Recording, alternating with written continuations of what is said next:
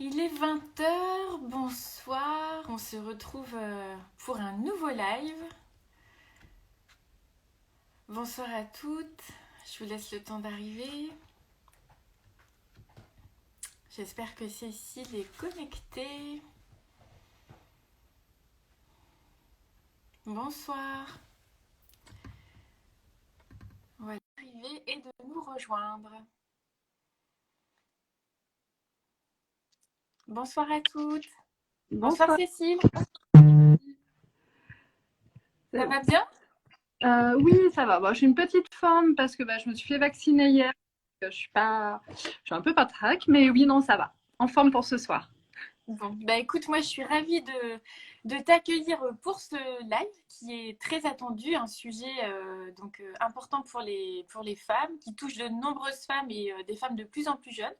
Donc voilà, on va passer une heure et demie, on débordera peut-être un petit peu, on verra pour parler de tout ça. Avant toute chose, est-ce que tu peux te présenter, nous dire qui tu es et nous parler un petit peu du compte que tu as créé ainsi que du blog? Pas de souci. Alors, moi, je suis Cécile, donc j'ai 41 ans. Enfin, je réfléchis. Je suis infirmière en psychiatrie et je suis blogueuse à côté sur un autre blog. Donc, les réseaux sociaux, c'est quelque chose que j'aime beaucoup, qui est un super moyen de communication. Et il y a 4 ans maintenant, on m'a diagnostiqué un fibrome. À la base, j'en avais qu'un. Mais ça suffisait pour bien pourrir la vie, en fait. Ma vie était devenue un enfer, en fait, vraiment un enfer. Sauf qu'à ce moment-là, je travaillais beaucoup, donc j'avais pas forcément le temps de rechercher qu'est-ce qui m'arrivait vraiment. On m'a dit fibrome. Voilà, je faisais confiance tête bêche aux médecins. Voilà, ça a été 3 ans de calvaire, 3 ans d'essais médicamenteux, thérapeutiques et 3 ans d'échecs, surtout. Échecs, une vie qui devenait de plus en plus un enfer. Et j'ai eu une hystérectomie l'année dernière. Voilà, ça a été ma décision. Je ne voulais pas d'enfant, donc c'était la solution, on va dire, qui s'offrait, voilà, qui était le plus simple pour me soulager. Et du coup, suite à ça, j'avais toujours eu en tête d'en parler parce que même si j'avais pas le temps de rechercher, je m'étais rendu compte qu'il y avait rien. On parlait pas des fibromes. On parlait d'endométriose, on parlait voilà de règles douloureuses, avoir mal c'est normal, mais on ne parlait pas de fibromes. Donc je m'étais dit en tête, je vais garder ça dans un coin de ma tête, mais je veux en parler. Et en convalescence, c'était le bon moment pour essayer de me dire qu'est-ce que je fais maintenant. Moi, j'avais rien et j'ai pas envie que d'autres femmes soient dans ce cas-là. Donc, en fait, j'ai écrit. J'ai écrit toute mon histoire déjà, qui a été libérateur, très très libérateur, un vrai exutoire, une vraie thérapie. Et j'ai eu la chance d'avoir Coraline, une amie graphiste, illustratrice, qui a accepté de faire avec moi ce blog. Donc Fibrome ta mère, le nom veut tout dire. Voilà, c'était un peu un cri de colère, un cri de rage contre les fibromes et en fait juste pour en parler, vraiment que les femmes se reconnaissent dans mon histoire, ne se sentent pas seules. Et du coup, on a lancé le compte, on a lancé le blog en mars 2021 de cette année. Et voilà, c'est vraiment raconter mon histoire qui parle aux autres femmes, parce qu'en fait, on vit toute la même chose, clairement.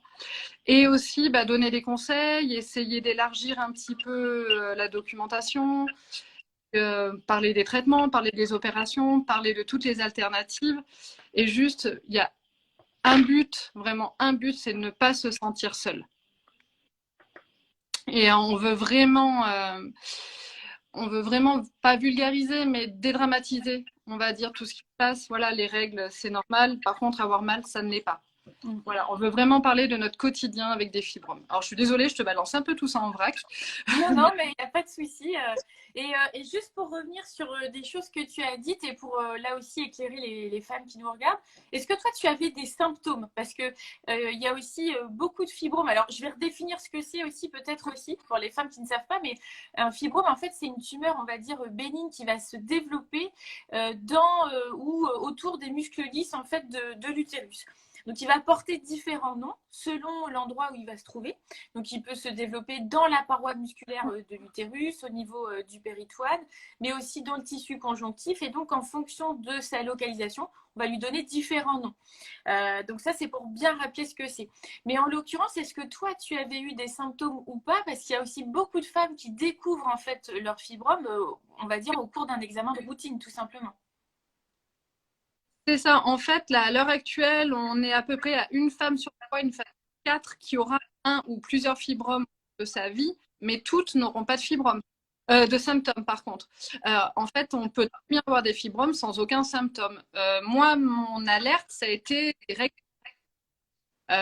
J'ai eu des règles nickel, pas de souci. Il y a un jour où, grosse hémorragie, caillot, enfin, et là, je me suis dit, il va pas. Ça a été les premiers symptômes qui sont suivis, les douleurs pelviennes. Voilà, les grosses douleurs pelviennes qui vous compriment tout le pelvis, toute la ceinture pelvienne, à plus pouvoir marcher, pouvoir respirer. Et puis des règles, des métrorragies, des ménométrorragies, c'est-à-dire qu'on a nos règles abondantes, hémorragiques, mais on a aussi des saignements en dehors des règles. Moi, à la fin, il fallait même pas me demander quand est-ce qu'étaient mes dernières règles ou quel était mon cycle. J'en étais incapable parce qu'on saigne tout le temps. Tout le temps, avec des caillots, avec des douleurs au rapport sexuel, la sexualité devient compliquée. Mais voilà, ça, on va dire que c'est les principaux symptômes visibles. Parce qu'après, il y a tout le reste, bien sûr. Et oui, après, il y a la fatigue qui peut être engendrée par une anémie, du fait qu'il y a des pertes en fer importantes, etc. Il y a d'ailleurs pas mal de similitudes avec l'endométriose Oui. Au niveau des fibromes. Et d'ailleurs, il y a aussi pas mal de plantes qui agissent pour l'endométriose et qui sont aussi utiles pour les fibromes. On en parlera tout à l'heure. Alors, je voulais aussi, juste avant qu'on rentre un peu plus dans le vif du sujet, rappeler un peu aussi l'objectif de ce live. Donc, c'est vraiment de sensibiliser les femmes, donc vous qui nous regardez, qui nous écoutez sur ce sujet, puisque comme on vient de le dire avec Cécile, il y a beaucoup de femmes qui sont porteuses de fibromes mais qui ne le savent pas tout simplement parce qu'elles n'ont pas forcément de symptômes immédiatement, elles peuvent en avoir plus tard, voire jamais. Mais voilà, l'idée c'est d'expliquer un petit peu ce que c'est, de parler de l'intérêt de la naturopathie, des approches naturelles, aussi de la prévention, des causes, ça aussi on va beaucoup en parler, des facteurs de risque, parce qu'il y a aussi une population qui est beaucoup plus à risque et on va en parler aussi. Mais l'idée de ce live, c'est bien sûr pas de juger ni de donner un avis sur les traitements médicamenteux parce que ils sont ce qu'ils sont. Et moi, je rappelle que je ne suis ni médecin ni gynécologue, enfin, je ne suis pas praticien de santé. Donc voilà, je ne peux pas donner d'avis par rapport à ça. On va juste peut-être les rappeler rapidement pour expliquer ce qu'il est possible de faire. Mais voilà, par contre, on ne portera pas d'avis sur ça. Ça te va, Cécile? C'est nickel. Plus on en parlera, plus les femmes seront sensibilisées. En tout cas, moi, c'est vraiment le credo de la page Insta, c'est que non, des règles hémorragiques, c'est pas normal. Avoir mal, c'est pas normal. Et on en a parlé toutes les deux, mais quand en 2021, il y a aussi peu de gynécos qui soient sensibilisés, formés à cette maladie, c'est pas normal. Donc c'est vrai que c'est maintenant à nous de prendre le contrôle de notre corps, de le connaître et d'alerter les médecins et puis et soi-même surtout être sensible à nos symptômes, à notre ressenti du corps. Parce que le corps nous parle à travers la maladie, il nous parle, donc être attentive à ces symptômes, c'est important. Et toi, est-ce qu'on t'avait un petit peu alerté sur les causes? Est-ce qu'on t'a expliqué un petit peu les causes d'un point de vue médical ou pas du tout?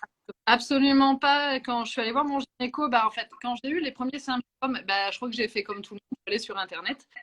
J'ai tapé règles hémorragiques et effectivement, ça donne les fibromes en premier, voilà. Donc, j'ai demandé à avoir une échographie endovaginale et effectivement, le gynéco, il m'a juste dit, vous avez un fibrome, c'est pas cancéreux, ça ne le sera jamais, je vous prescris une pilule. Voilà. Ok, merci. Donc, j'en ai parlé à ma maman. Ça, c'est important parce qu'elle m'a dit, effectivement, ta grand-mère avait des fibromes. Et les fibromes ont une cause héréditaire. Il y a un gros facteur génétique.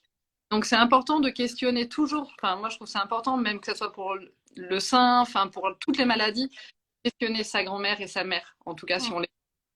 Tout à fait. Mon médecin ne m'a absolument rien dit. Rien du tout. Alors, l'âge, il y a un âge un peu. Comment dire? Il y a un âge à partir duquel les fibromes se développent beaucoup, ou en tout cas un âge auquel on les retrouve beaucoup, c'est l'âge de 44 ans. Et c'est un âge qui n'est pas au hasard, c'est en fait un âge où on a effectivement une dominance des œstrogènes. Donc je rappelle, hein, pour que le cycle menstruel s'opère correctement, on a, on va dire, je schématise, mais les œstrogènes qui sont sécrétés en première partie de cycle, et puis la progestérone au moment de l'ovulation par le corps jaune. D'accord. Et puis ces hormones vont, les taux vont s'effondrer et c'est ça en gros qui va donner naissance aux règles. Et en fait, qu'est-ce qui se passe au moment de la préménopause, donc cette période qui va précéder la ménopause de 5 à 10 ans, c'est qu'en fait on a notre réserve ovarienne qui commence à s'épuiser. C'est-à-dire qu'on vient à la naissance avec un stock de follicules dans les ovaires et puis au fil de notre vieillissement et puis des cycles, eh bien ce stock s'épuise. Et donc, vers l'âge de 40-44 ans, ben, on est un petit peu en bout de course sur ce stock. Et donc, les ovulations qu'on va avoir sont de moins bonne qualité, peuvent être moins fréquentes aussi. On peut avoir des sauts de cycle. Et donc, on va avoir le niveau de la progestérone qui va être moindre par rapport aux œstrogènes. Et en fait, normalement, c'est des hormones dont les effets se contrebalancent toujours. Et donc, on a cette dominance en œstrogène qui est là. Et pourquoi c'est important, et ça va être le maître mot un peu du live aussi, c'est de comprendre que les œstrogènes, ce sont des hormones prolifératives. C'est elles qui font pousser les seins au moment de la puberté, c'est elles qui bâtissent la muqueuse utérine en première partie de cycle. Et donc, effectivement, quand il n'y a rien pour les freiner en face, ça prolifère, ça prolifère. Et il faut savoir que les fibromes sont directement liés à ce qu'on appelle la dominance œstrogénique. C'est le cas aussi pour certains types de cancers, hormonodépendants aussi. Et puis, on verra quand on va parler de la population un petit peu à risque, qu'il y a aussi d'autres choses qui rentrent en ligne de compte. Mais ça, c'est important de le comprendre. C'est phénomène de dominance œstrogénique, donc qui peut être lié effectivement donc, à l'âge et entre guillemets à l'entrée dans la préménopause. Mais on peut avoir aussi les fameux perturbateurs endocriniens. Cette pollution invisible qui nous entoure et qui est œstrogène-like, c'est-à-dire les molécules vont mimer l'action de nos œstrogènes et donc ça va en rajouter. Et puis surtout, ils peuvent aller se fixer sur des récepteurs hormonaux, on va en parler tout à l'heure, et donc délivrer des messages qui ne vont pas être les bons, en trop petite quantité, trop grande quantité, ça va mettre le bazar. Et encore une fois, ça va permettre une certaine prolifération. Et puis, on va avoir aussi le surpoids, l'obésité.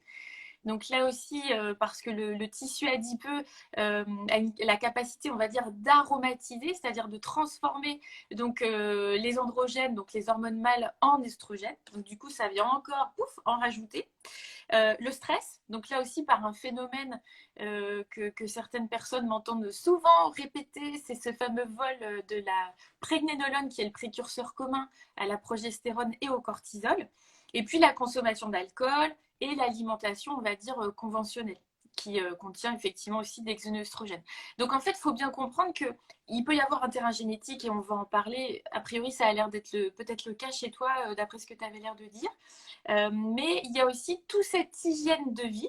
Donc, il y a des paramètres qu'on va maîtriser et d'autres moins, comme effectivement la pollution environnementale, on ne la maîtrise pas, mais la pollution domestique, ce qui se passe sous son toit, on peut agir dessus.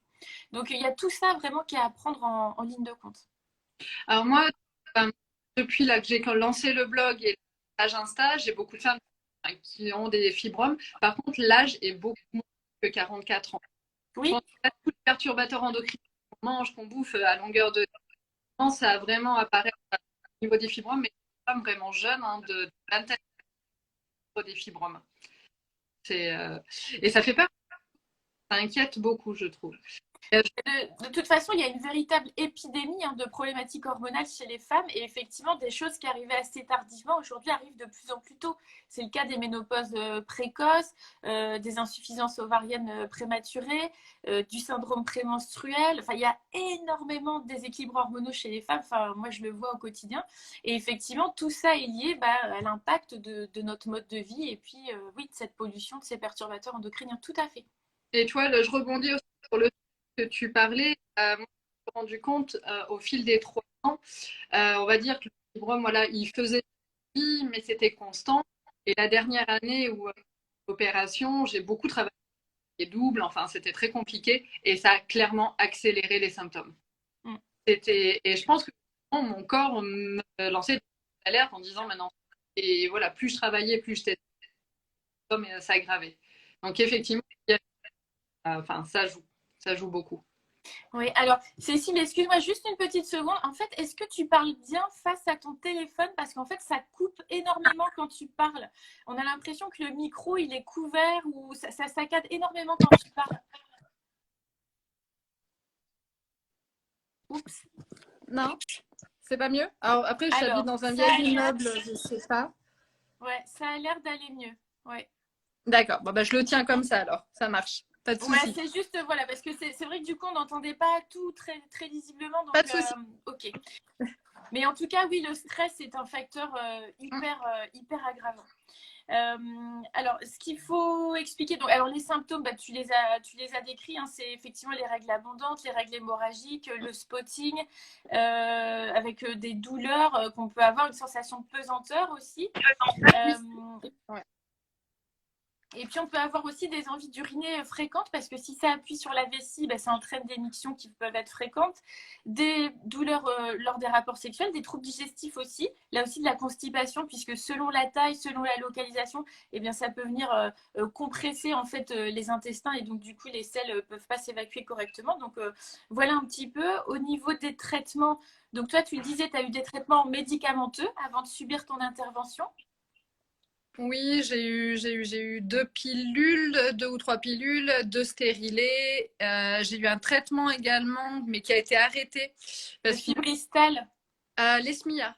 Ah oui, bah, c'est l'équivalent, tout Ouais. à fait. Voilà, donc qui marchait pas trop mal, hein, sauf qu'il y avait un gros risque d'insuffisance hépatique, donc il a été retiré du marché.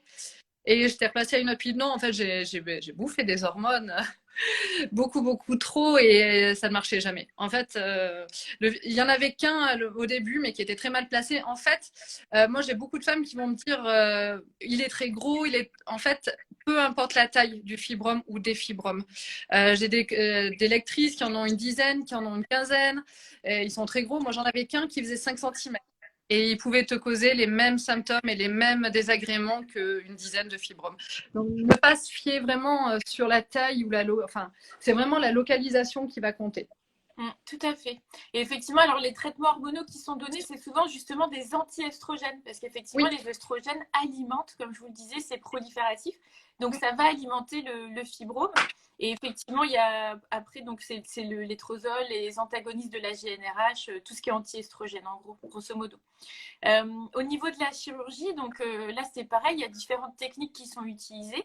Euh, on fait pas mal depuis quelques temps tout ce qui est embolisation, c'est-à-dire qu'on essaye de détruire entre guillemets l'artère ou les veines qui alimentent le fibrome pour éviter qu'il grossisse trop. Il y a de la radiofréquence, il y a de la myomectomie, donc ça consiste juste à entre guillemets ouvrir par le bas-ventre et essayer de le sortir. Et puis le cas un peu extrême, bah, c'est effectivement cette hystérectomie où là effectivement on retire l'intégralité ou partiellement, parce qu'on peut garder, conserver aussi oui, les ovaires, hein, il y a oui, des oui. cas différents. Et toi, dans ton cas, ça a été vécu. Enfin, je ne veux pas non plus voilà, t'obliger à en parler si tu ne le souhaites pas, bien sûr, mais est-ce qu'on t'a expliqué un petit peu justement les conséquences de cette chirurgie, de cette opération? Oui, oui, oui. En fait, moi, juste pour résumer, j'avais été suivie pendant 2 ans par un médecin, bah, du coup le premier qui a diagnostiqué, mais qui s'en fichait royalement. J'étais pas satisfaite, j'avais pas de réponse, enfin, j'avais pas d'écoute. Donc, je suis allée voir une autre médecin dans un CHU qui a toujours pris le temps de tout m'expliquer. Toujours. Il y a une énorme écoute et quand on a abordé l'hystérectomie, on a pris le temps. Elle a pris le temps de tout m'expliquer, de me faire des schémas pour m'expliquer, voilà où est-ce que j'allais avoir les cicatrices, enfin les ligaments, enfin tout, tout, tout. Et elle m'a expliqué l'après aussi, hein, l'après chirurgie. Après, moi, j'étais vraiment au clair, j'ai très bien vécu cette opération. Voilà, j'avais jamais eu de désir d'enfant. En fait, je voulais pas forcément garder un utérus malade, donc j'étais vraiment au clair avec ça. Je prône absolument pas l'hystérectomie, chacune le vit comme elle veut. Mais ce que je déplore, on va dire, et ça, je vais en parler avec mon médecin parce qu'on a gardé contact, c'est qu'il n'y a aucun accompagnement psychologique. Et ça, je trouve ça dramatique en fait parce que moi, les 2 mois précédant l'opération, j'étais énormément stressée. J'avais vraiment, voilà, parce que on enlève l'utérus et je me suis même surprise à me dire, mais on m'enlève un sacré organe quand même. C'est pas n'importe quel organe et on m'enlève tout court un organe dans mon corps. Et en fait, il n'y a pas d'accompagnement pour ça. On n'a pas d'espace pour en parler. Avant, après. Et ça, j'espère vraiment que ça va changer pour toutes les femmes voilà, à qui on touche son intimité, sa féminité. Voilà, il y a un gros travail à faire là-dessus. Et c'est le but aussi du blog et du compte que tu as Oui, créé, c'est aussi de fédérer une communauté de femmes autour de ce sujet et peut-être voilà, qu'il y aura des projets qui vont grandir autour on de ça. espère. Mais On c'est vrai que c'est important, je pense, la prise en charge effectivement psychologique de cet aspect-là. est- C'est pas neutre. Non, non, non, c'est pas du tout anodin. C'est pas une grosse opération, c'est pas lourd. On sort au bout de 3 4 jours, on récupère mine de rien assez vite, mais on enlève un organe.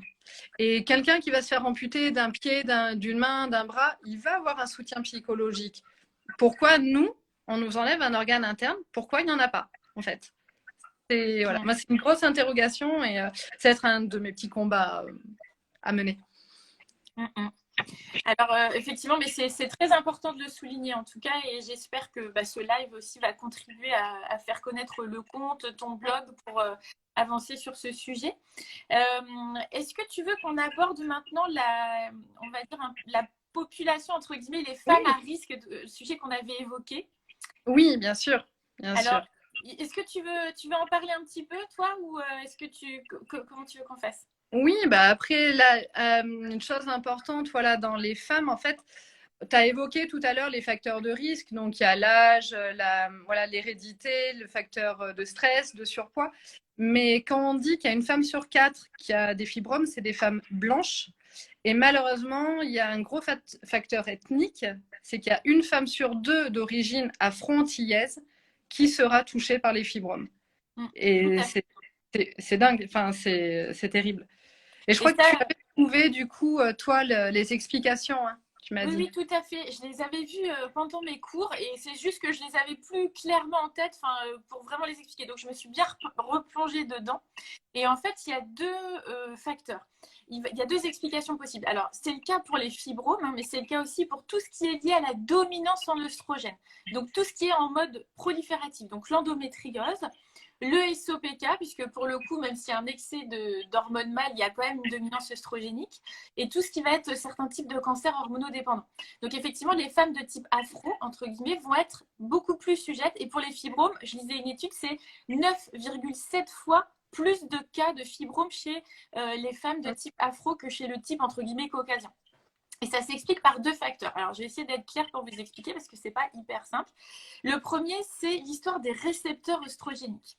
En fait, ce qu'il faut bien comprendre, c'est que les récepteurs œstrogéniques, ce sont des protéines en fait qui sont situées à la surface de nos cellules. C'est un peu, si vous voulez, une serrure dans laquelle va venir se loger l'hormone, donc en l'occurrence les œstrogènes, pour venir délivrer leur message. Et ça va engendrer du coup toute une cascade de réactions.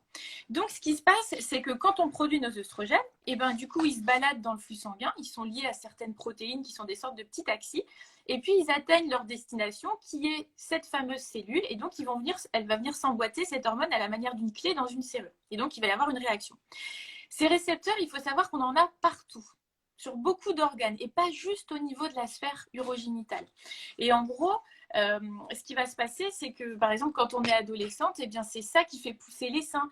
C'est ça, effectivement, qui, par exemple, en première partie de cycle, fait qu'on a une peau qui est très jolie, parce qu'on a aussi des récepteurs au niveau de la peau. On en a vraiment sur énormément d'organes. Maintenant, sachez qu'on a deux types de récepteurs. Il y a des récepteurs alpha et des récepteurs bêta. Les récepteurs alpha, en fait, c'est celui qui est le plus, comment dire, le plus sensible à l'action des œstrogènes. Et le récepteur bêta, il est beaucoup moins sensible. Et donc, le récepteur alpha, il a un rôle de prolifération en fait cellulaire, il a un rôle de croissance.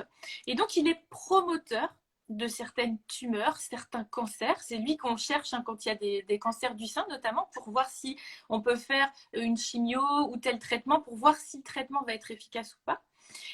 Et en fait, c'est notamment donc les perturbateurs endocriniens, par exemple, qui vont venir stimuler au maximum ces récepteurs alpha. Ils vont agir comme des œstrogènes très très forts. Et puis on a le récepteur bêta, qui lui, il est plutôt protecteur et qui vient contrebalancer l'action du récepteur alpha. Et donc, dans le cas d'un fibro, d'une endométriose, d'un cancer, etc., eh bien, les cellules en question, les cellules du fibro, mais c'est aussi le cas des cellules de l'endométriose, eh bien, elles vont comment dire, avoir une grosse sensibilité aux œstrogènes, notamment parce qu'il y aura beaucoup de récepteurs alpha. Et donc, il y a une amplification du message hormonal. C'est ce qui explique des fois des croissances très rapides. Et donc, au sein de la population afro, on a une sorte de polymorphisme, c'est-à-dire une sorte de, comment dire, d'altération génétique qui est d'à peu près, enfin, qui est supérieure à 1%, c'est la définition d'un polymorphisme. Et donc, il y a une variation de l'ADN qui fait que eh bien, ces récepteurs vont être ultra sensibles à l'action de ces œstrogènes. Donc ça, c'est vraiment la première raison. Et la deuxième raison, c'est lié au métabolisme des œstrogènes. Donc en fait, les œstrogènes, hein, pour bien comprendre, sont produites à partir des hormones mâles, des androgènes. Et en fait, elles sont transformées en œstrogènes sous l'action d'une enzyme qu'on appelle l'aromatase. Et le tissu adipeux a cette capacité de transformer. Il fait ce qu'on appelle une aromatisation. Et pour que l'œstrogène soit activé, pour qu'il puisse être actif, entre guillemets, et être fonctionnel, il doit subir une première étape qu'on appelle l'hydroxylation. Donc en fait, c'est l'apport d'un groupe oxygène et d'un groupe, je ne sais plus, mais en tout cas, il y a une transformation chimique qui se passe. Et en fait, c'est cette fameuse aromatase, cette enzyme, qui est responsable de cette activation, de cette méthylation. Et en fait, cette aromatase, elle fait partie d'un autre groupe d'enzymes qu'on appelle les cytochromes P450. Et en fait, les cytochromes, c'est des enzymes qui sont présentes en fait dans divers tissus et qui vont intervenir dans le métabolisme de substances que l'on produit, par exemple les hormones, mais aussi des substances exogènes, c'est-à-dire par exemple l'alcool, une prise de médicaments. En fait, tout ça, c'est filtré et ça se passe principalement au niveau du foie. Et en fait, c'est ce qu'on appelle la clairance hépatique, c'est-à-dire c'est la vitesse à laquelle on va métaboliser une substance. Donc, je vous donne un exemple très concret. Vous allez avoir des femmes, elles vont boire 5 verres de vin, tout va bien. Et par exemple, moi, j'en bois un et il n'y a plus personne. En gros, c'est ça. En fait, c'est la clairance, c'est le fait de métaboliser rapidement une substance ou pas. Et en fait, dans la population afro, il y a une sorte là aussi de polymorphisme sur une enzyme bien particulière qui appartient donc à ces fameux cytochromes P450 et en fait qui fait que, comment dire, notre fameuse aromatase, elle va convertir les hormones beaucoup plus rapidement. Et donc, c'est pour ça que les fibromes, l'endométriose, le SOPK, mais aussi certains types de cancers vont être beaucoup plus présents au sein de cette population afro, non seulement parce qu'elles ont des récepteurs oestrogéniques qui sont hypersensibles, mais parce qu'il y a une augmentation de l'hydroxylation qui, du coup, va expliquer cette prévalence. Et ça, c'est vraiment important de le dire parce qu'on en parle peu. C'est un phénomène qui est assez peu connu. Or là, on est vraiment dans la prévention. Carrément. Bah non, mais en tout cas, c'est super intéressant d'avoir ces informations. Parce que toi, moi, j'avais essayé de chercher et on n'en parle nulle part, quoi. Vraiment, les explications aussi poussées que toi, enfin, moi, je les avais pas trouvées, quoi. Donc, ça, c'est cool. Donc après, on pourrait les rééchanger. Là, j'ai essayé de simplifier parce que je sais qu'il y a beaucoup de praticiens naturaux qui nous regardent. J'ai vu quelques praticiens de santé aussi, mais il y a aussi voilà, beaucoup de femmes qui n'ont pas forcément toutes ces connaissances. Et donc, du coup, j'ai essayé de simplifier. Je sais que le sujet est un peu complexe, mais j'essaierai peut-être d'en faire un post ou quelque chose. Mais en tout cas, là, c'est vraiment important de le savoir. Parce que si vous êtes de type afro, eh bien, vous avez une prévalence qui est augmentée. Et donc, du coup, le sachant, vous allez pouvoir mettre en place des choses dans votre quotidien pour réduire ce risque, en fait. Et du coup, on va rebondir du coup sur le sujet de l'alimentation parce qu'il y a beaucoup on peut jouer sur l'alimentation et justement les œstrogènes, tout ça. Enfin, j'ai vite fait guetter un petit peu ce sujet-là, mais on peut en tout cas prévenir l'apparition des fibromes. Alors oui, tout à fait. Alors dans tous les cas, on peut prévenir, toujours. Même quand on a une altération génétique, il faut savoir que la génétique, c'est une chose, mais il y a aussi ce qu'on appelle l'épigénétique, l'exposome, qui est la somme de toutes les expositions qu'on a au cours de notre vie, et même ça commence même avant, puisque c'est dès la vie intra-utérine, et qui vont faire en sorte que ces gènes vont s'exprimer ou non. Donc évidemment, l'alimentation, comme c'est notre carburant, va jouer énormément. Donc déjà, on va pouvoir utiliser ce qu'on appelle des inhibiteurs naturels de l'aromatase. Ça va être en fait des molécules qui du coup vont calmer, si vous avez bien compris ce que j'expliquais tout à l'heure, donc la transformation des androgènes en œstrogènes via l'enzyme aromatase. Donc en fait, ça va calmer un petit peu cette enzyme qui du coup va moins transformer et du coup va moins produire d'œstrogènes. Donc pour ça, eh bien, j'espère que vous aimez les crucifères. Le brocoli, le chou-fleur, le kale, enfin voilà, toute cette famille des crucifères parce qu'ils contiennent 3 molécules qui sont importantes. Il y a les sulforaphane, il y a l'indole 3-carbinol et le diindole méthane, pardon. J'ai toujours un mal de chien à le dire celui-ci, mais donc voilà, donc ça, ces molécules-là vont vraiment freiner et vont agir sur cette fameuse aromatase. Et donc du coup, va inhiber cette enzyme et va faire en sorte qu'il y aura une conversion qui sera moins importante. Donc ça, vous pouvez les mettre au menu 3, 4, 5 fois par semaine, voire une fois par jour si vous aimez ça. C'est une famille qui est très grande, hein, donc vous pouvez varier. Et c'est très bon aussi pour les femmes de manière générale, pour l'endométriose, pour le SOPK, pour le SPM, pour vraiment tous les déséquilibres hormonaux. Ok. Et du coup, je pense qu'il y a des aliments, par contre, à éviter. Alors oui, il y a aussi, alors dans la catégorie plus, il y a aussi les fibres, l'apport de Ah, fibres.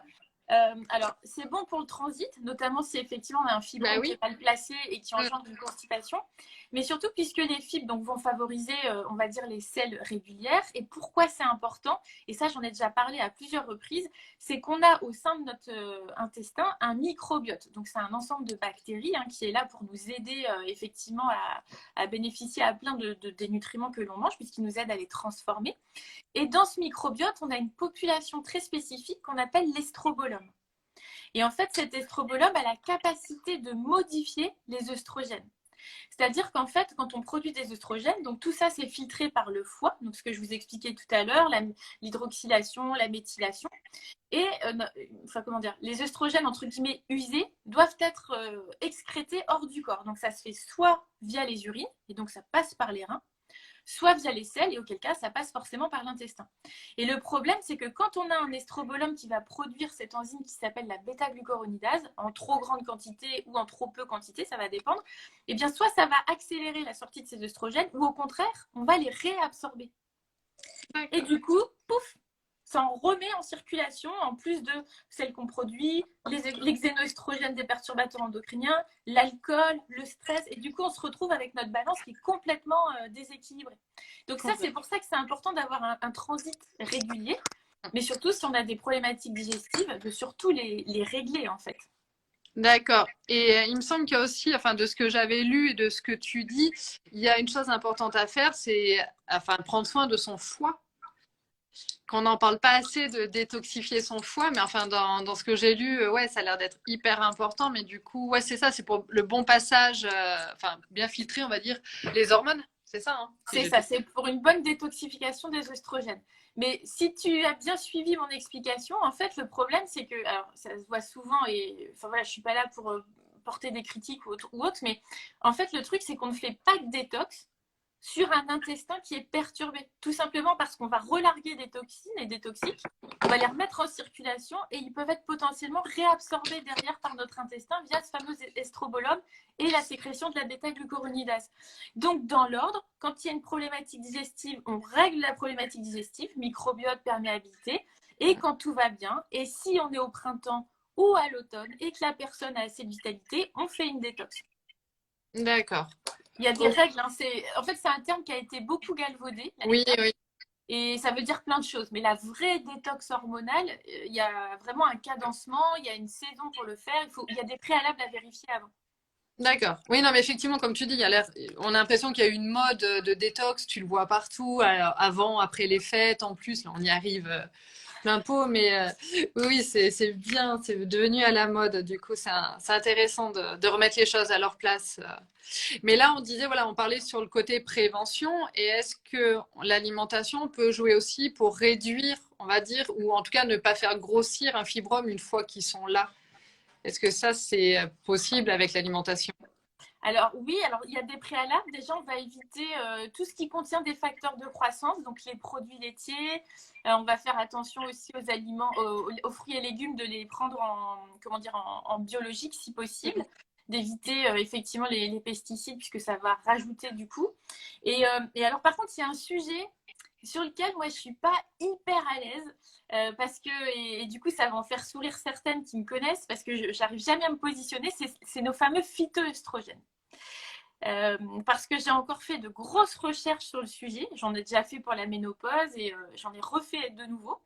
Et en fait, je trouve autant d'études qui vont dire que c'est bénéfique que des études qui disent qu'il ne faut surtout pas manger de produits à base de soja, à base de phytoestrogènes. Et quand on regarde dans les faits, ce qui se passe, c'est que les phytoestrogènes ne fonctionnent pas tous de la même façon. Et l'idée des phytoestrogènes, c'est quoi? C'est qu'ils vont aller se fixer sur nos fameux récepteurs alpha ou bêta.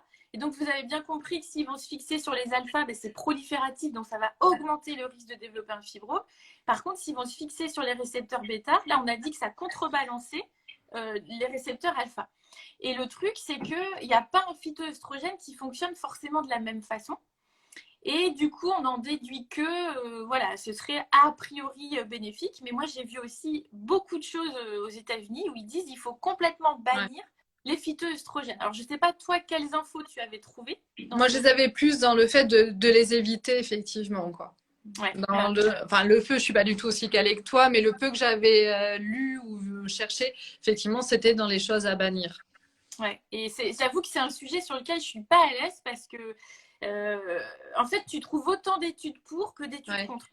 Et le truc, c'est que si tu cherches des études pour, bah, tu vas trouver pour. Donc, tu vas dire, bah oui, c'est OK, il y a plein d'études qui disent pour. Et moi, j'aime bien chercher des deux côtés.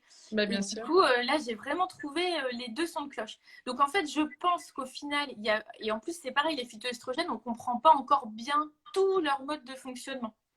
Donc, je pense qu'il y a sûrement des phytoestrogènes qui vont être bénéfiques parce qu'ils vont venir saturer nos fameux récepteurs bêta et qui, du coup, vont contrebalancer l'action des alphas. Et je pense aussi qu'il y en a sûrement d'autres qui sont plus alpha que bêta et du coup qui sont pas bons. Mais en l'occurrence, moi j'ai toujours envie de dire que quand il y a un doute, il n'y a plus de doute et qu'il vaut mieux les éviter quand on ne sait pas vraiment et qu'on n'a pas de certitude, quoi. Bah, je suis d'accord avec toi. Je me dis, s'il y a autant d'études pour que contre, c'est qu'il y a quelque chose. Enfin, je serais pas sereine. En tout cas, je préfère qu'il y ait que du contre ou que du pour. Mais quand il y a les deux, autant s'en préserver en tout cas. Et du coup, tu parlais des produits laitiers alors qu'il faut éviter. C'est dur ça en France quand même. Pays du fromage. Alors après, dans l'idée, c'est pas non plus de les bannir, Ouais. mais c'est d'éviter d'en consommer tous les jours. Ouais. En fait, alors ça contient des facteurs de croissance. Bon, il y a beaucoup de personnes aussi qui ne les tolèrent pas, des fois sans le savoir. Moi, je ne suis pas dans la catégorie extrême, en mode sans produits laitiers, sans gluten, sans ceci. Enfin, je déteste les régimes sans, en fait. Donc, pour le coup, moi, ce que je dis, c'est que voilà, il faut garder le petit instant plaisir. Si on aime bien le fromage, et on en mange 1 à 2 fois par semaine, voilà, et on se fait vraiment plaisir. Mais il faut éviter, par exemple, voilà, d'en manger tous les jours. C'est plutôt ça, en fait. C'est d'éviter une surconsommation, en fait, de produits laitiers. D'accord. Parce qu'on en a quand même un petit peu besoin. Mais voilà, après, quand on a des problématiques particulières, c'est là où il faut faire attention. Et j'avais vu passer aussi quelque chose qui avait fait un peu réagir mes lectrices, qu'il fallait éviter le chocolat. C'est vrai ça ou pas? Alors du coup, t'en penses quoi toi? Alors le chocolat, je suis en train de réfléchir au mode d'action et oui, il y a des alcaloïdes dedans, mais à part ça, je vois pas trop. Non, on peut en consommer un petit peu quand même. Son petit carreau de chocolat, ouais. Ouais, franchement, je vois pas trop le mécanisme d'action. Après, c'est pareil, tout ce qui est trop sucré de manière générale et qui va faire monter l'insuline, puisque l'insuline, elle interagit aussi sur les œstrogènes. Donc, à un moment donné, il faut éviter aussi voilà, de tout ce qui est trop sucré. Mais là, encore une fois, pareil, l'idée, c'est pas de tout arrêter. Oui, non. Juste d'avoir une modération dans les choses, quoi. Oui, puis se faire plaisir un petit peu aussi. Donc, le petit carreau de chocolat, on peut le tolérer alors. Surtout s'il est noir en plus. En plus, ouais. Non, puis 60-70%. Vu que le fibrome engendre une petite quand même dépression, on s'en porte bien, on garde son carreau de chocolat noir. Alors. C'est ça, exactement. L'alcool aussi, hein. Je rappelle l'alcool, très attention à l'alcool puisque ça vient augmenter les œstrogènes aussi. Et ouais, c'est tout ce que j'avais noté. Et puis surtout, oui, alors si par contre quelque chose qu'on peut ajouter, enfin en tout cas, tous les citrus. D'accord. Le pamplemousse, l'orange, le citron. Pourquoi? Parce qu'ils contiennent de la bromélaïne. Ok. Et ça, on va en reparler quand je vais parler de la micronutrition, mais la bromélaïne, elle peut être très intéressante aussi. Donc retenez ça et puis on va en parler après. D'accord. Bon, mais c'est cool ça. On a déjà quelques pistes en tout cas, c'est Voilà. cool. Il y en a plein, c'est la bonne nouvelle. Et moi, j'avais eu pas mal de questions au niveau des lectrices sur, on va dire, là, il y avait l'alimentation, mais sur le côté plantes aussi, parce qu'on parle beaucoup ben, des feuilles de framboisier pour calmer les douleurs menstruelles, tout ça. Est-ce que toi, tu as d'autres petites... voilà, qu'est-ce que tu en penses? Est-ce que oui, ça marche vraiment? Est-ce que tu as d'autres tips à proposer Alors pour te oui, soulager? il y a vraiment pas mal de solutions en phyto-aroma. Donc là, je vais plutôt parler phyto, mais dans l'idée, déjà, il faut se dire, voilà, quels sont les objectifs qu'on se fixe dans ce cadre-là. Donc, comme on l'a dit, voilà, en naturopathie ou dans les approches naturelles, on n'est pas médecin, donc on ne traite pas, on ne Oui, guérit pas, on accompagne. Et surtout, l'idée, c'est de soulager les principaux symptômes qui sont engendrés par ces fibromes. Donc, ça peut se faire à côté d'un traitement médicamenteux sans aucun problème. Donc l'idée, ça va être notamment de soulager les règles abondantes. Je pense que ça, c'est vraiment un objectif important. Et pour ça, on va avoir, on va dire, deux plantes et puis une autre qui va venir plutôt, comment dire, agir sur une conséquence. La première plante, c'est la bourse à Pasteur. Donc la bourse à Pasteur, c'est une plante qui est anti-hémorragique et qui va stopper tous les saignements, on va dire, en dehors des règles. Donc ça, c'est très important. On la prend sous forme de teinture. Donc il y a un nombre de gouttes. En général, vous regardez, c'est indiqué par le labo. Vérifiez toujours les contre-indications des plantes avant de les prendre, hein, parce qu'il y en a. Donc, il faut toujours vérifier que vous ne faites pas partie, bien sûr, du public à risque. Et puis, donc, on va prendre 2 à 3 fois par jour, donc la bourse à Pasteur, et ça va vraiment calmer, diminuer, voire stopper effectivement les saignements. C'est très puissant comme plante. et ça, tu la trouves en pharmacie? Tu la trouves où, celle-ci? Alors, pharmacie, ça dépend. Il y a des Ouais, pharmacies, effectivement, qui vont avoir des corners un peu phyto. Le oui, mieux, c'est le magasin bio, d'accord. l'herberie ou le commander sur Internet. Mais encore Ok. une fois, avant de commander, vérifiez bien les Oui, contre-indications. Donc là, pour sa pasteur, on va avoir l'amamélis qui va avoir une action également anti-hémorragique, qui va être un peu moins puissante que la bourse à pasteur, mais qui agit aussi. Et puis, une plante qu'on va pouvoir combiner avec d'autres plantes dont je vais vous parler après, c'est l'ortie. Et l'ortie, pourquoi? Parce que c'est une plante qui est très reminéralisante. Elle est riche en flavonoïdes, en minéraux, en vitamines. Elle est très riche en fer. Et donc, du coup, elle va venir, c'est une anti-anémique. Donc, elle ça va c'est cool. combler voilà, nos fameuses carences en fer et on va pouvoir la mixer, par exemple, en tisane avec d'autres plantes. Et ça, c'est très intéressant. Oui, parce que du coup, je rebondis aussi. On en a parlé vite fait, mais les fibromes vont causer une anémie chronique, en fait. Donc, je pense qu'au niveau de l'alimentation puis de la phyto, on va aussi privilégier, voilà, des plantes, une alimentation riche en fer. C'est ça. Et qui Mm. recharge, effectivement. Mm. C'est très important. Alors après, c'est vrai qu'il y a des compléments médicamenteux comme le Oui. tartiflette qui sont très, très, très mal tolérés, Ouais. qui donnent beaucoup de gaz, beaucoup de ballonnement. Donc sachez qu'il y a aussi d'autres formes de fer que vous pouvez prendre. Il y a des fers aussi de type un peu plus végétal qui fonctionnent bien. Mais l'ortie, c'est aussi quelque chose qui peut vraiment vous aider. Donc n'hésitez pas à en prendre. En plus, c'est bon au goût. Enfin, c'est Ouais. plutôt donc ça, c'était le premier objectif, c'est vraiment de soulager les saignements. Ensuite, on va avoir le fait d'essayer de réguler notre fameuse balance. Mm. Östrogène, progestérone, on va utiliser des plantes dites progestatives. Alors, ce n'est pas tout à fait le bon terme, mais en tout cas, ils vont stimuler la production de la progestérone. Donc, on a une première plante qui est assez connue qui s'appelle le gâtillier, qui va augmenter en fait la production hormonale, qui régularise le cycle aussi, et elle induit une remontée des concentrations de la progestérone. Donc c'est une plante qui est intéressante. Donc là, pareil, on peut la prendre sous différentes formes.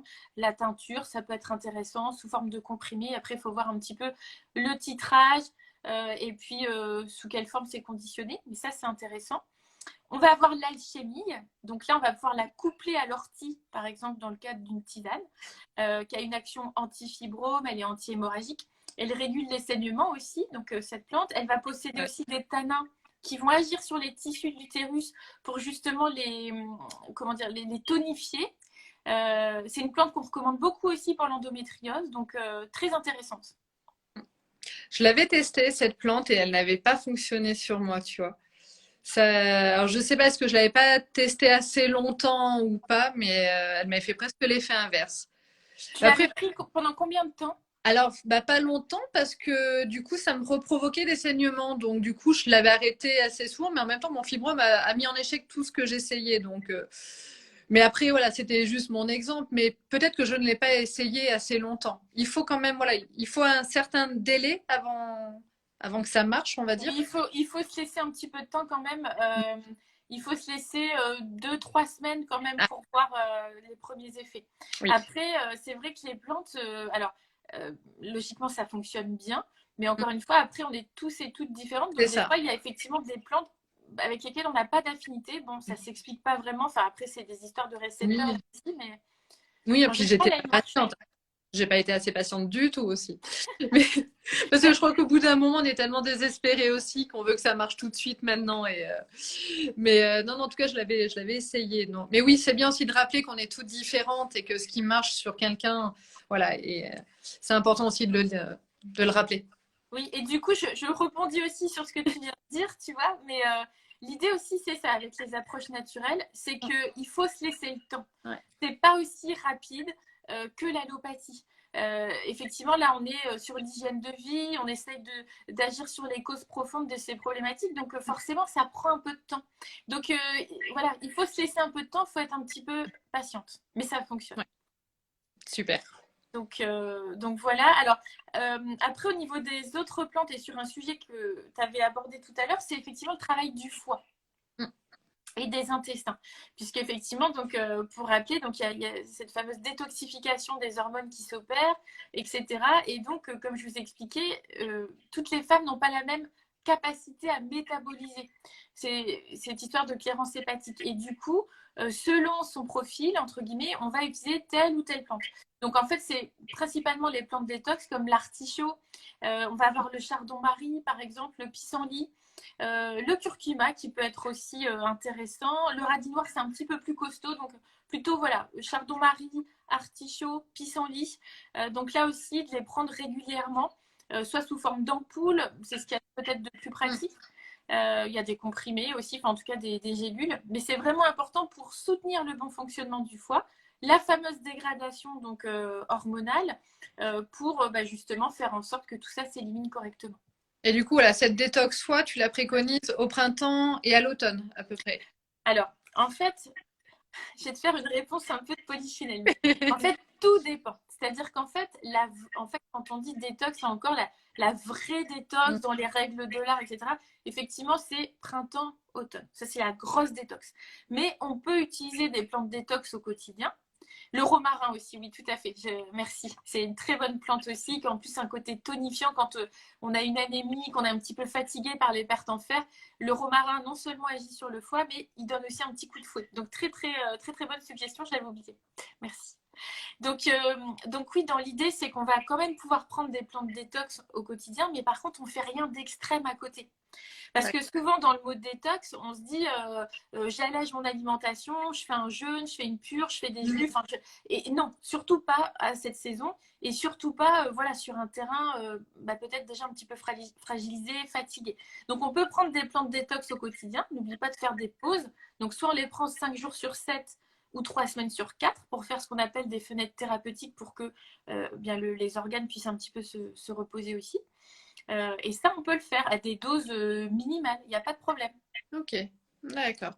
Et sur au niveau le fibrome, voilà, donc on a parlé des règles, l'anémie, il y a toujours aussi cette sensation de pesanteur, de douleur pelvienne. Est-ce que là, il y a quelque chose qu'on peut faire également, qu'on peut prendre ou est-ce qu'il y a des plantes, de la phyto qui peut agir? Alors, on va retrouver notre fameuse achillée et l'alchimie qui vont agir aussi sur justement comment dire, la pesanteur, sur la tonification de cette zone-là. Et puis, on a aussi l'activité physique qui permet aussi de bien faire circuler. Parce qu'en fait, en médecine traditionnelle chinoise, c'est comme l'endométriose, c'est assimilé à une stase. En fait, un défaut de circulation de l'énergie. Et donc, le fait de pratiquer du yoga, des positions d'ouverture, il y a du yoga hormonal, par exemple, le Ok, fertility yoga. Ça, c'est des choses qui sont très bonnes pour le petit bassin, pour décongestionner, pour faciliter la circulation. On peut avoir aussi l'apport de l'ostéopathie Ah oui. Qui peut être très intéressante aussi pour travailler alors un petit peu la mobilité du petit bassin, des organes, alors avec beaucoup de précautions bien sûr, mais ça peut être très intéressant. Et puis j'avais, je sais plus qui m'a parlé de ça, de la danse du ventre, D'accord. justement pour, alors aussi dans le cas de l'endométriose et du Ok. SOPK, etc.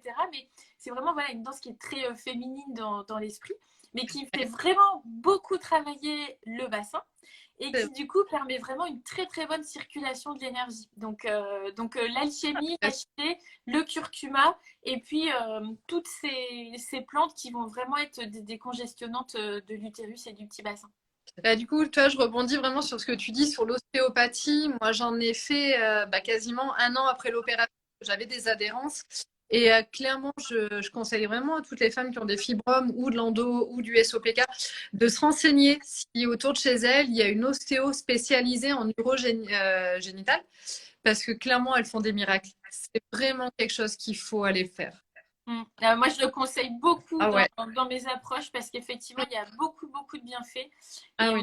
on n'imagine pas à quel point, des fois, comment dire, un os mal placé, enfin quelque chose qui appuie sur des nerfs, etc., va empêcher cette bonne circulation. Et c'est très important, justement, d'avoir une bonne irrigation à ce niveau-là pour que ça Ah fonctionne non, bien. moi, j'aurais rêvé le savoir avant. Et puis surtout, enfin, ce qui m'a mis un peu en colère, c'est on sait pas où trouver des ostéos spécialisés, on va dire. C'est très compliqué encore, donc n'hésitez pas à demander à vos gynécos. Moi, c'est la mienne en fait qui m'a envoyé vers une kiné et sa consoeur était ostéo, donc du coup, ce serait bien qu'on le sache un peu plus que les gynécos, en tout cas, conseillent ce Mm. genre de praticien. C'est important. Bah, écoute, moi, je vois bien un petit annuaire Mais oui, ça qui serait tellement- recense les praticiens par département, tu ouais, vois. ça serait vraiment bien. Et j'en discutais avec ma kiné parce que du coup, c'est sa consoeur qui est spécialisée également en urogénital. Et oui, il y a clairement un manque d'informations quoi, sur toute la santé des femmes hein, au final. Oui. Il faut qu'on se débrouille. Alors après, voilà, c'est le bouche à oreille, c'est les réseaux sociaux, c'est ce genre de live, c'est tout ça, mais ça manque cruellement. Et surtout, enfin, encore une fois, face à cette épidémie de problématiques hormonales chez les femmes dues voilà, au climat de perturbateurs endocriniens ou autres, le stress aussi, hein, parce que Mais le stress fait aussi beaucoup de ravages. Donc non, non, il y a ça. Et puis alors en micronutrition, je voulais aussi évoquer alors deux choses qui peuvent être intéressantes. C'est la sérapeptase et la bromélaïne dont je parlais tout à l'heure. Donc la bromélaïne, c'est un complexe d'enzymes qui est issu donc des citrus. Donc c'est pour ça que je vous disais voilà, ajouter des agrumes, des citrus dans comment dire dans l'alimentation. Donc en général, on l'utilise pour résorber les œdèmes et notamment ceux qui sont de type inflammatoire. Et donc, ça intervient sur tous les types de gonflements, lymphatique, articulaire, etc. Et dans l'idée, ça peut également être utile en cas de fibrome. Donc je dis bien utile, ça veut dire que ça peut contribuer à une croissance moindre, d'accord. voire à une diminution dans certains cas. Bon, voilà. Et ensuite, on a la sérapeptase qui, elle, va avoir une action beaucoup plus musclée que la bromélaïne. Mais par contre, faites très attention parce qu'il y a des contre-indications à la sérapeptase, pour le coup, qui sont beaucoup plus, comment dire, euh, dangereuses que la bromélaïne. Et du coup, ça va agir comme comme un petit Pac-Man qui vient gloutonner en fait les cellules du fibrome. Alors, Ok. je vous dis ça, c'est relatif, c'est-à-dire qu'il ne faut pas non plus vous attendre à voir votre fibrome disparaître, puisqu'encore une fois, Non. avec les approches naturelles, on a été clair hein, dès le début, le but, c'est pas ça, c'est pas de faire disparaître les fibromes, ça c'est la médecine. Mais on est là pour apporter du confort au quotidien face à ces symptômes qui sont engendrés par les fibromes ou et limiter leur croissance par la compréhension des causes de ces fibromes. Et du coup, bon, voilà, la sérapeptase et la bromélaïne, ça peut quand même aider à réduire cette croissance, en fait. Ok, mais ça c'est intéressant. C'est vraiment une fois qu'on a le diagnostic, voilà, qu'on ait les cartes en main pour éviter qu'ils grossissent trop vite, en tout cas, et du coup qu'il y ait tous ces impacts sur notre santé et notre quotidien. Donc Tout à c'est fait. c'est des bonnes clés en main, en tout cas, ça c'est bien. Alors, je vais peut-être remonter un petit peu On va Ouais. peut-être répondre à quelques questions. Je ne sais pas si ça te paraît pertinent, mais je trouve que c'est bien parce que j'en ai vu plein, plein, plein passer. Tu es encore là, Cécile? Ah, ça a coupé, on dirait. Non? Que se passe-t-il? Tu es là, Cécile? Ça a coupé.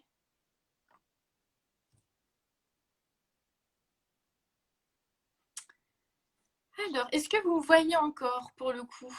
Est-ce que c'est du côté de Cécile que ça a coupé ou est-ce que c'est... Alors, elle va revenir. Je pense que vous êtes encore là. Bon, elle s'est déconnectée, mais elle va arriver.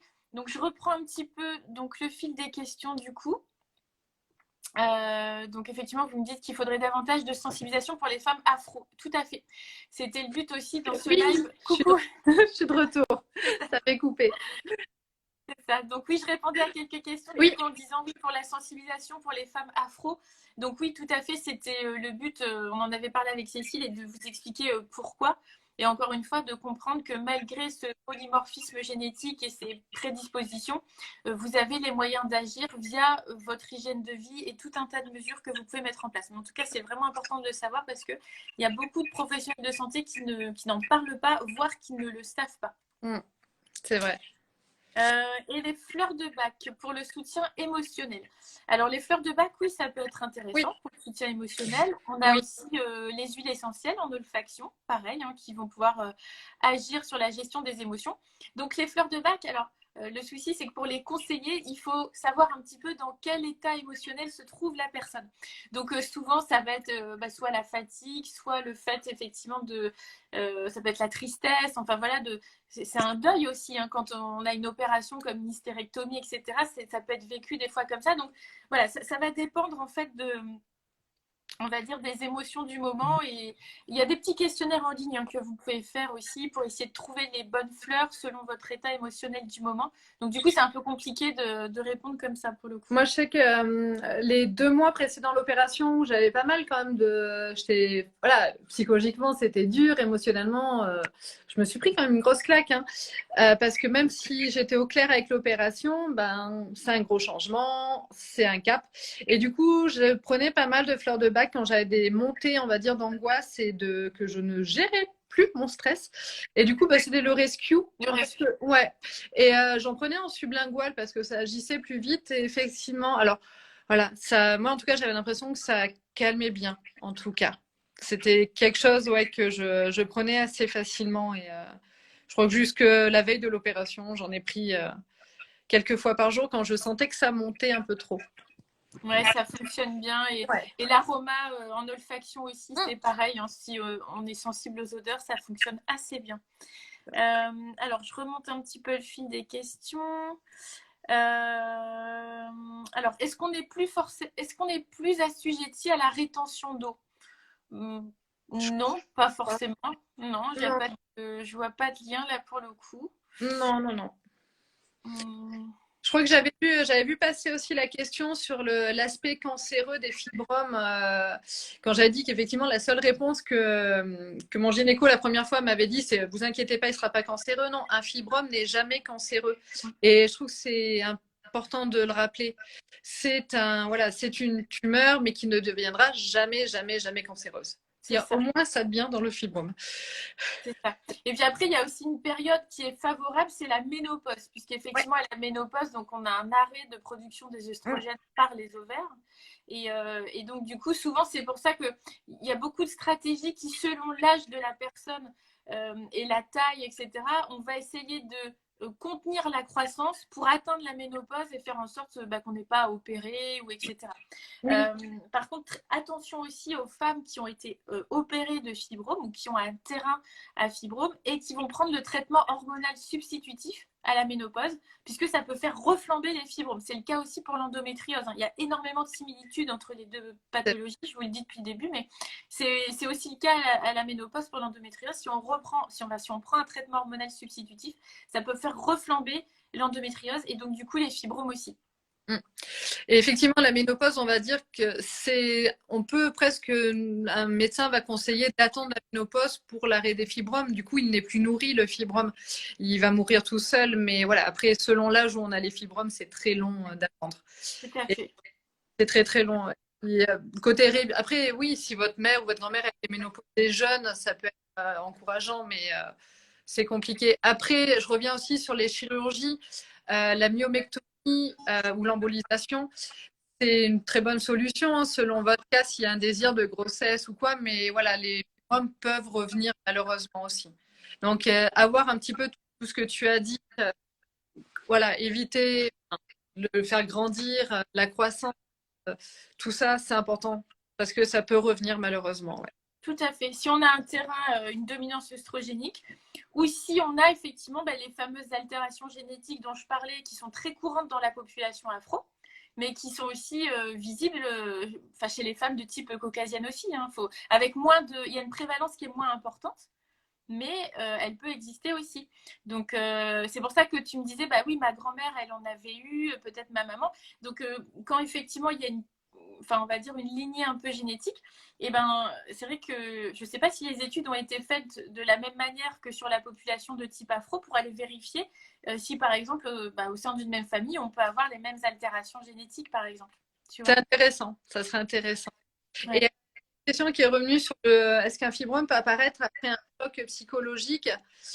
Je crois qu'il y a rien de vraiment prouvé, mais effectivement, ça a déjà été évoqué que ça peut favoriser, on va dire, accélérer l'apparition des fibromes le fibrome serait là, on va dire, en dormance, et qu'un gros choc de stress, un choc psychologique comme une séparation, un deuil, pourrait réveiller le fibrome qui dormait tranquillement.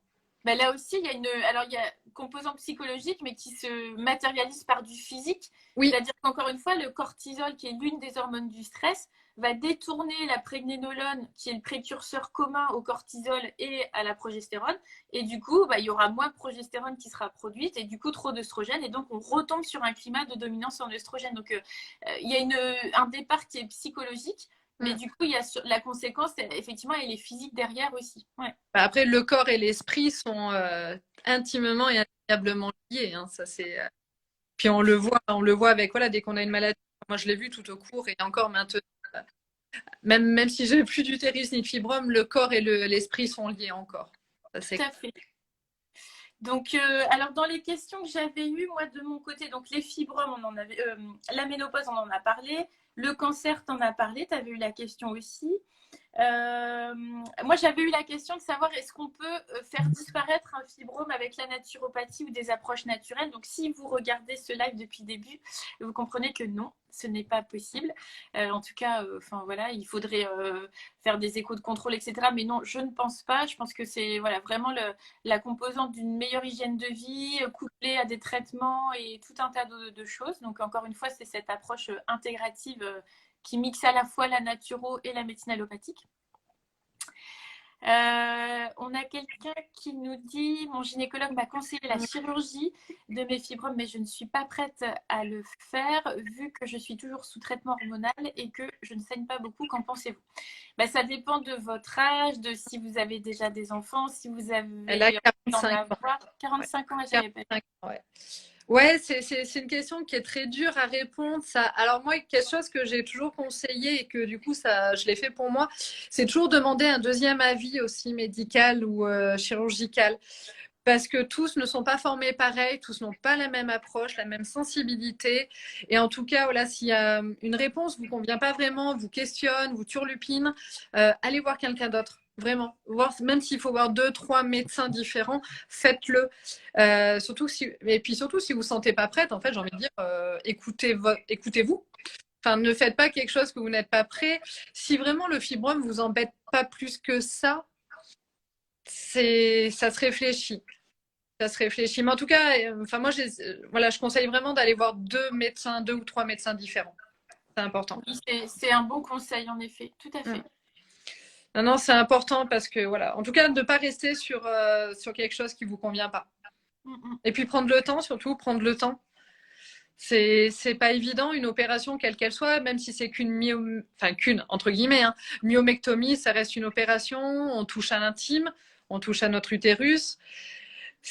Faut prendre le temps et demander presque à votre médecin d'avoir un soutien psychologique. Je pense qu'il faut les sensibiliser, ces médecins. Et puis, autre chose aussi, et pareil, j'en parle souvent dans mes lives, c'est de bien préparer votre entretien avec votre médecin, avec votre gynécologue, d'arriver avec un petit cahier, un bloc-notes, des questions que vous avez écrites, parce que des fois, avec le stress ou un peu le syndrome de la blouse blanche, on n'ose pas les poser. Mais C'est vraiment, vrai. voilà, de préparer votre entretien et de poser toutes les questions, voire même celles qui peuvent vous paraître, vous, farfelues. Il faut vous dire que lui, c'est son métier et que, bah, voilà, il va répondre. Et en effet, comme le dit Cécile, bon, bah, si vous ne vous sentez pas en confiance, bah, prenez un deuxième avis, rien ne vous en empêche. C'est selon les régions. Bon, c'est vrai que des fois, il y a un peu des déserts médicaux. On a du mal à Ouais. avoir des rendez-vous avec des gynécologues. Parfois, dans certains départements, c'est compliqué. Mais voilà, si vous avez un peu de temps devant vous, dans ces cas-là, prenez un deuxième avis pour vous conforter ou au contraire bah, vous ouvrir peut-être d'autres perspectives. Ouais, moi je sais que je suis allée, j'étais dans un hôpital voilà, d'une petite ville et j'ai fait à chaque fois 1 heure de route, aller-retour, enfin 2 heures même, pour aller dans un CHU de ma région. Et en fait, ça change beaucoup de choses parce c'est un hôpital universitaire, donc il y a d'autres techniques, il y a d'autres approches qui sont plus avancées. Du coup, ça vaut le coup des fois, en tout cas si vous pouvez, parce que c'est pas non plus évident, mais de faire un peu de route et ça change beaucoup de choses. En tout cas, on a d'autres propositions qui vous sont faites et ça c'est bien. Tout, On n'a pas qu'une seule réponse en tout cas et c'est important. C'est important. tout à fait. Après, je regarde. Alors, qu'est-ce qu'on m'avait demandé aussi sur. Alors, oui, on m'avait demandé si l'évolution des fibromes était dangereuse. Alors, ça rejoint un peu la question que tu avais pu avoir sur le cancer. Donc, ce n'est pas cancéreux. Le seul problème, c'est les conséquences que ça peut avoir, effectivement, si ça appuie, par exemple, sur la vessie, si ça appuie sur l'intestin. Donc, du coup, ça va engendrer bah, des mictions fréquentes, des problématiques de constipation, de transit, peut-être des douleurs, effectivement, lors des rapports sexuels ou à la défécation. Donc, c'est plutôt à cause des conséquences et d'une évolution rapide, mal placée, que ça peut être dangereux, en l'occurrence. Et en fait, bah, du coup, je vais rebondir aussi sur quelque chose en conséquence, on a toutes les conséquences physiques, hein, qu'on parle voilà, sur le risque de constipation, l'envie d'uriner, mais il y a surtout tout l'aspect ben, qu'on ne voit pas, qu'on ne perçoit pas, c'est l'ordre du psychologique. Les fibromes, c'est une maladie qui peut engendrer une dépression, une dévalorisation, des troubles du sommeil. On a complètement une perte de libido, une perte d'estime de soi. Et bah là, je pense que dans l'endométriose, le SOPK, on y retrouve ici, mais clairement, on ne se sent plus femme. Mm. Parce que, enfin, on va se sentir sale à cause des saignements, on va se sentir, bah ouais, on se sentait plus femme du tout, en fait. C'est une catastrophe. Et du coup, ça va vraiment engendrer tout un cercle vicieux qui n'est pas bon du tout. Et là, c'est là aussi qu'il faut en parler. Il ne faut vraiment pas hésiter à en parler autour de soi, à des amis, à sa famille, à son compagnon ou sa compagne. Et son médecin, moi je sais que j'ai alerté aussi plusieurs fois mon médecin, c'est-à-dire ma gynéco me voyait en larmes à chaque fois. Hein. C'était clairement, je pense que j'étais en dépression. Et Mm. d'ailleurs, je ne sais pas si moi il y avait un complément de phytothérapie que je prenais dans ces cas-là. C'était un mélange, enfin je sais plus comment ça fait, du rhodiol et du safran. Oui, Et ben ça marchait bien. safranal, ouais, qui est un actif breveté, qui est antidépresseur naturel, et la rhodiole aussi, très intéressante. Ouais. Et c'est vrai que quand j'avais des grosses baisses, on va dire émotionnelles, où j'étais ouais, à la limite vraiment de la dépression, une cure de 2 semaines, je crois que je prenais, et ça faisait énormément de bien. Ouais, C'est c'est des plantes tout. en tout cas, pour la rhodiole, c'est une plante adaptogène et effectivement, le safranal, en tout cas, l'actif qui est tiré du safran, c'est une sorte d'antidépresseur naturel et il n'y a pas d'accoutumance. Donc, Non, et ça booste tout de suite. Il y a vraiment un effet, je trouve, immédiat. Et du coup, je le conseille à toutes mes copines qui, voilà, en tant que femme, des fois, on a des petits moments où on se sent pas bien. Mais ouais, ça m'a beaucoup aidé, mais en tout cas, à surmonter des passages très durs quand j'avais mes fibres mentales. Et, Et, et après, pour rebondir aussi sur cette part de féminin et t'expliquer effectivement voilà, que ça peut être du coup que ça touche à l'intime et donc à la femme que nous sommes. Ça peut être aussi important, alors soit de participer des fois à des cercles de femmes, je sais que ça se, enfin en tout cas démocratise, il y en a de plus en plus, mais aussi de travailler son féminin autrement. C'est-à-dire, par exemple, ça peut être le bon moment de, comment dire, tu vas te faire un relooking, d'aller prendre soin de soi, faire des soins. Ça passe aussi par le toucher, enfin, d'essayer de se sentir femme autrement, entre complètement. guillemets. Voilà, c'est vraiment de se chouchouter à cette période qui est pas facile. Non, je te rejoins entièrement. On s'oublie, en fait, clairement. Bah, que ce soit toi dans les sous-vêtements, on va plus en mettre, par exemple, parce que bah, à toi dire, il faut mettre anti-mie, protection hygiénique. Donc, en fait, t'en mets plus, tu t'habilles bah, moins bien. En fait, tu as vraiment cette dégringolade au niveau de la féminité et de son estime de soi. Donc, oui, je rejoins complètement ton conseil qui est de s'accorder du temps pour soi. Que ça peut être, oui, chez l'esthéticienne, chez le coiffeur, un petit massage, une journée shopping. En fait, pas s'oublier, vraiment. Alors, c'est facile à dire parce que quand on le vit, c'est vraiment très, très dur. Mais en tout cas, je pense que c'est important de se le garder en tête, de ne pas Mm, s'oublier. Parce qu'ils ont vite fait de nous le rattraper, les fibromes. mm. Des horreurs. Mais oui, oui, c'est très dur. En tout cas, sur l'estime de soi, on prend cher, en tout cas. Je suis en train de... Alors, je regarde encore si j'ai d'autres questions. Donc là, je les avais notées, celle-ci aussi. Est-ce qu'on a d'autres questions? Est-ce que tu en as vu passer? Est-ce que tu... Tout à l'heure, quand j'ai essayé de remonter, je me suis déconnectée. Alors, du coup, je sais plus. Ah, si, c'est bon, j'arrive à regarder. Alors, attends. Alors, il y en a une Oui, d'Audrey qui t'en me avais. demande ce qu'on pense de l'embolisation des artères utérines. Alors, bah, moi, je ne peux pas Moi porter non plus. effectivement, on n'est pas médecin, mais c'est une technique de chirurgie qui est utilisée dans certains cas, tout Elle simplement. est, je crois qu'elle est assez préconisée, surtout s'il y a un désir de grossesse, en tout cas, parce qu'elle peut garder, on va dire, elle peut préserver les parois utérines. Contrairement à la myomectomie, par contre, qui va être très près de l'utérus. Et que là, on met juste des petites billes dans les artères utérines, en fait. On va empêcher le fibrome de se nourrir. Donc, je crois qu'ils le préconisent, en tout cas, voilà, pareil, hein, je ne suis pas médecin, je ne m'avance pas trop, mais pour, voilà, s'il y a un gros désir de grossesse, c'est une technique qui peut être envisagée. Je crois que tu avais une question qui était pour les cataplasmes d'argile. Oui, cataplasme d'argile, et j'ai eu ça aussi pour l'huile de ricin. Jus de Le betterave. Je dois passer du jus de betterave. Je sais pas. Alors attends, je vais regarder après. Mais en tout cas, oui, cataplasme d'argile et l'huile de ricin, oui. Alors ça peut pas faire de mal en soi. Maintenant, de là à, enfin ralentir, ça va permettre de entre guillemets détoxifier au niveau local. Donc voilà, ça peut pas faire de mal, mais par contre, bon voilà, selon la taille, la localisation d'un fibrome, je crains quand même que voilà, ce ne soit pas suffisant. Donc, je vous avoue que oui, je suis quand même assez sceptique là pour le coup sur un potentiel effet, comment dire, majeur. On va dire ça comme ça. Ouais, non, non, nous on a eu souvent, enfin j'avais souvent les questions pour soulager les douleurs ponctuellement, en tout cas. Mais je crois que ce qui revient beaucoup, bah, c'est l'éternelle bouillotte aussi. Alors, l'apport de Ouais. chaleur, et puis après, on peut avoir alors en aroma, en huile essentielle, alors des huiles essentielles antispasmodiques, Mm. voire anti-inflammatoires, mais en tout cas, tout ce qui est estragon, basilic. Ouais, le basilic. Dilué dans une huile végétale qu'on va pouvoir appliquer. Donc, c'est la même formule que pour des règles douloureuses, par exemple, ou en cas d'endométriose. Alors, on peut muscler un peu après avec certaines huiles essentielles selon les problématiques de la personne. Mais en tout cas, la base estragon, basilic, huile végétale fonctionne très bien. Et j'avais mis d'ailleurs une formule sur un post sur les règles douloureuses et on retrouve la formule que j'avais donnée. Ouais, moi je sais que mon pharmacien m'avait conseillé, oui, les massages à l'huile de basilic, en fait, à l'huile essentielle. Ça marche, oui, ça marche bien sur le moment, en tout cas sur les spasmes, effectivement, quoi. Mais marche bien. Oui, tu avais aussi le jus de betterave. Est-ce que ça soulage les douleurs? Alors non, je ne pense pas. Non.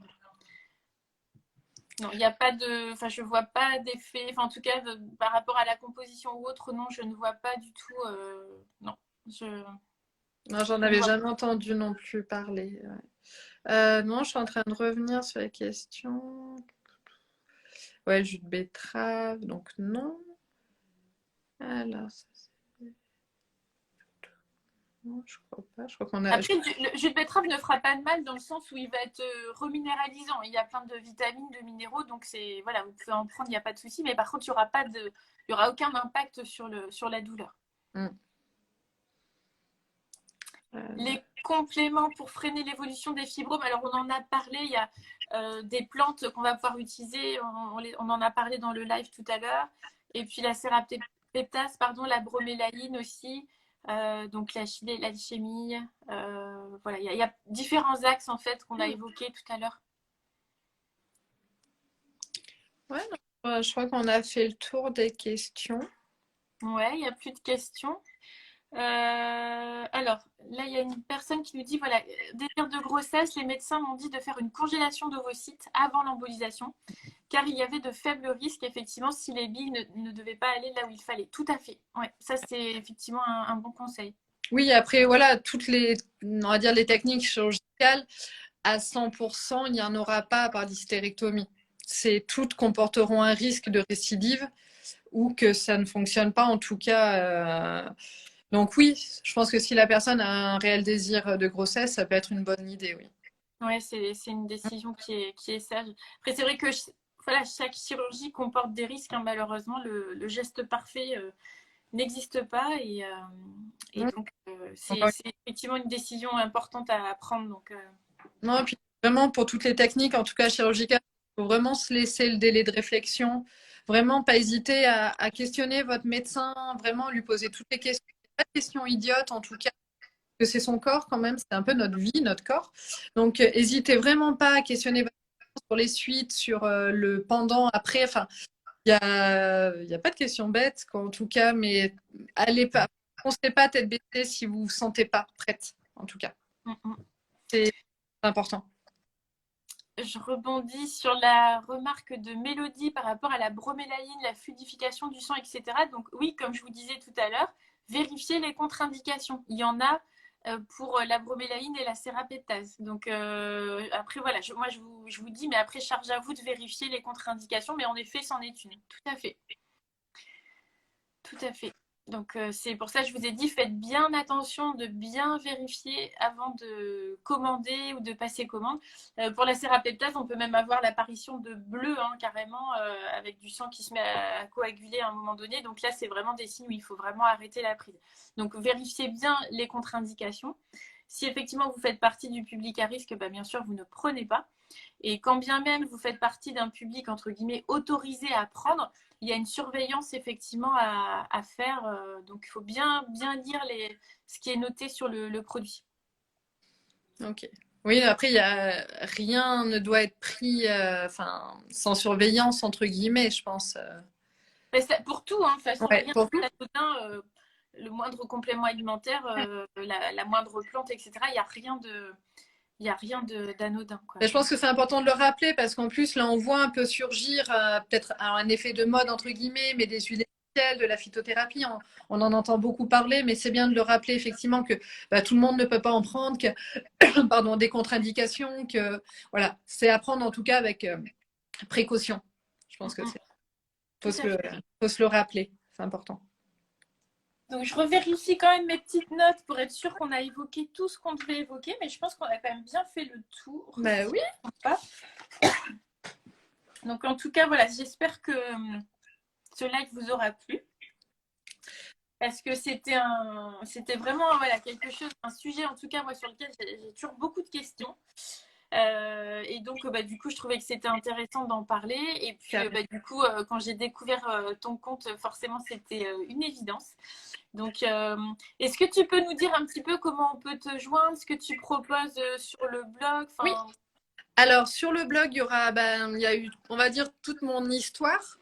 Donc, à travers, voilà, un peu les étapes de la découverte, tous les essais médicamenteux, des billets d'humeur. Je crois que je me suis beaucoup livrée, en tout cas, dans les articles, ça a vraiment été une thérapie. Et il y a quelques articles, on va dire, alors, j'ai pas envie de dire scientifiques ni médical, mais qui expliquent. Voilà, les fibromes, les symptômes. J'ai essayé de développer. Mais sinon, le gros se passe vraiment sur Insta, sur le compte Instagram, où là, il y a il y a des petits tips, il y a des petites phrases, il y a des petites choses, en fait, où tout le monde peut se retrouver. Et surtout, ce qui est chouette, c'est que chaque femme, quand elle va commenter, elles vont répondre aussi entre elles. Il y a vraiment un système d'entraide et c'est ça que je voulais en fait. Donc je suis super contente, c'est que ça marche. Donc faut pas hésiter en tout cas à venir sur le blog ou sur le compte Insta et puis à poser n'importe quelle question. Enfin, vous êtes toutes les bienvenues. Parce qu'il faut en parler, il faut en parler des fibres. C'est une femme sur 4. C'est pas rien. C'est vraiment important et en tout cas, je vois beaucoup de petits mots gentils, donc ça me touche beaucoup. Merci, merci pour vos petits mots. Je pense que ce live vous a vraiment plu. Donc, n'hésitez pas à retrouver Cécile donc sur son compte Insta, sur son blog. Et puis, en tout cas, Cécile, je te dis encore merci d'avoir accepté mon invitation, Avec plaisir. d'être venue parler de ton histoire.